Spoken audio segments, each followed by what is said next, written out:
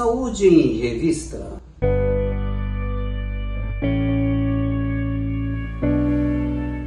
Olá, senhoras e senhores, está no ar Saúde em Revista, um programa feito especialmente para você, trazendo informações, notícias, esclarecimentos, desvendando mitos e verdades quando o assunto é saúde. E hoje nós vamos falar sobre esporão de calcânio. E você que ainda não é inscrito no canal, se inscreva no canal e ative o sininho para receber as notificações de toda vez que nós publicarmos uma nova matéria. E você já ouviu falar em esporão de calcânio? Muito provavelmente, ou coisa dolorida que incomoda muita gente. Mas vamos lá, vamos saber o que é esse tal de esporão de calcânio. Bem, nosso pé ele tem uma série de estruturas e de ossos, pequenos ossos. E o maior osso do pé é o calcânio, que se situa bem na parte posterior do pé, bem debaixo da perna, propriamente dito. E o esporão de calcânio, o calcânio, ele tem na sua parte dianteira, na parte inferior, ele tem ligado a ele um tendão, uma fáscia que percorre praticamente todo o pé, que vai então do tendão, do calcânio, até a ponta dos pés, que é chamado fáscia plantar. E na parte posterior desse calcânio, tem grudado aí um tendão, que é chamado tendão de Aquiles, que vem de lá da perna, né?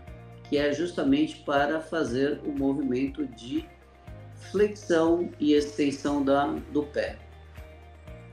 Pois bem, por motivos ainda não bem conhecidos, pode começar a acontecer justamente deposição de cálcio, justamente nessas inserções, ou do tendão de Aquiles, na parte posterior do tornozelo, ou então justamente na inserção aí da fáscia plantar.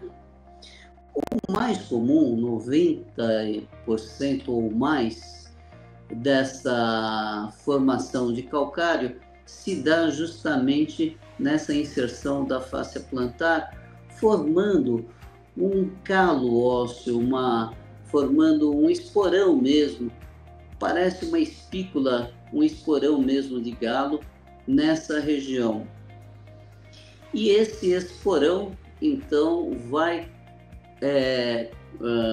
praticamente comprimir, fica sendo comprimido entre o pé e o solo.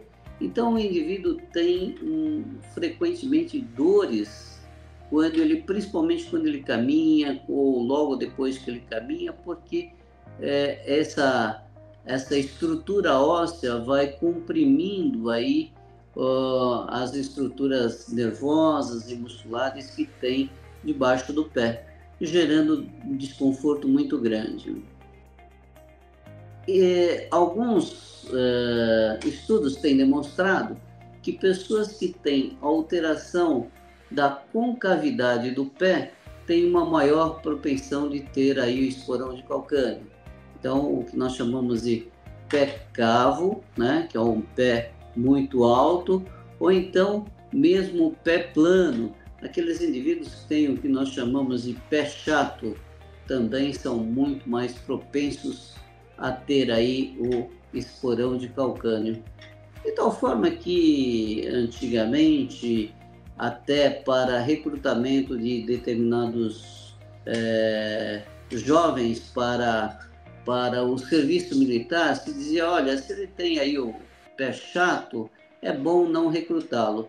Isso porque sabia que muitas vezes o indivíduo com o pé chato, aliás, o soldado tem que fazer muitas caminhadas, muitas corridas, muitas marchas, e aí com o pé chato ele fatalmente iria desenvolver aí o esporão de calcânio. O esporão de calcânio também pode estar relacionado a indivíduos que são relativamente obesos.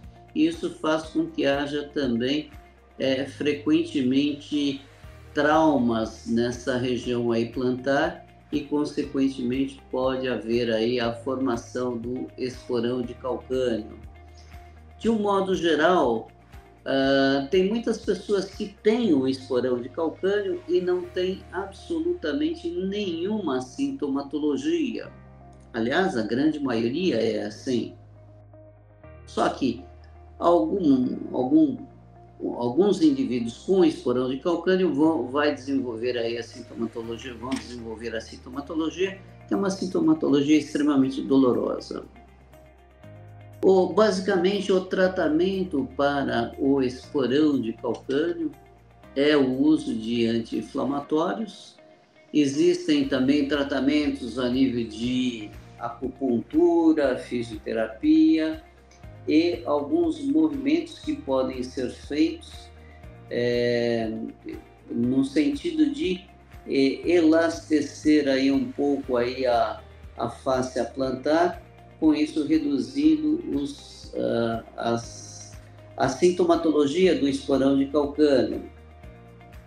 Em alguns casos, pode haver a necessidade, inclusive, de fazer injeções de corticoide, como um anti-inflamatório mais potente, no sentido de melhorar a sintomatologia. O esporão de calcânio, por si só com tratamento conservador, ele não desaparece. Então, é alguma coisa que, se a sintomatologia for muito exuberante, não resolverem aí as medidas conservadoras, aí o caso é de cirurgia para a retirada do esporão de calcânio. Só que esse tipo de procedimento é feito apenas em último caso. Isso porque muitas vezes o indivíduo fazendo esses tipos de tratamentos alternativos ou conservadores, ele pode ter uma remissão completa da sintomatologia, pode ficar um bom tempo sem ter dores, incômodos, e pode ser que lá para frente, a hora que ele esforçar um pouco mais, por exemplo, indivíduos que fazem corridas frequentes ou que fazem esportes radicais com saltos, ou mesmo algumas danças tipo balé, em que o indivíduo force muito a planta do pé e force essa face a plantar, pode eventualmente ter uma recidiva do quadro doloroso e aí ter que novamente fazer o tratamento adequado. Mas, de modo geral, é uma doença que é relativamente benigna, porém leva um desconforto muito grande. E aí é importante, a partir do momento que você tem dor na região plantar, dor na região do calcânio, é importante que você procure um médico para que esse médico faça aí o diagnóstico. O diagnóstico é feito pelos dados clínicos, pela anamnese, pela história que você contar, quando é que essa dor aparece, quando desaparece, quando melhora, quando piora, e também pelo exame físico. Só isso é o suficiente para se fazer o diagnóstico de esporão de calcânio. Por vezes, pode ser feito aí um raio-x ou até uma ressonância, uma tomografia do pé, do calcanhar, tal, para se saber se realmente está se falando em esporão de calcânio.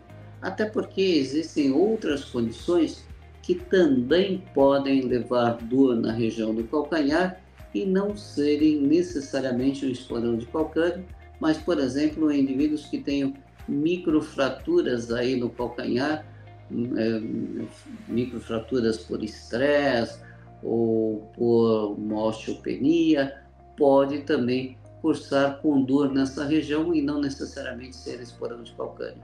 Então é importante, sim, sempre uma avaliação aí de um médico para que esse faça o diagnóstico adequado.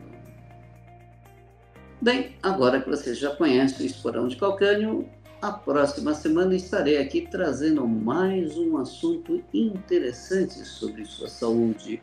E você que ainda não se inscreveu no canal, se inscreva no canal e ative o sininho para receber as informações de toda vez que nós publicarmos uma nova matéria. E até a próxima semana.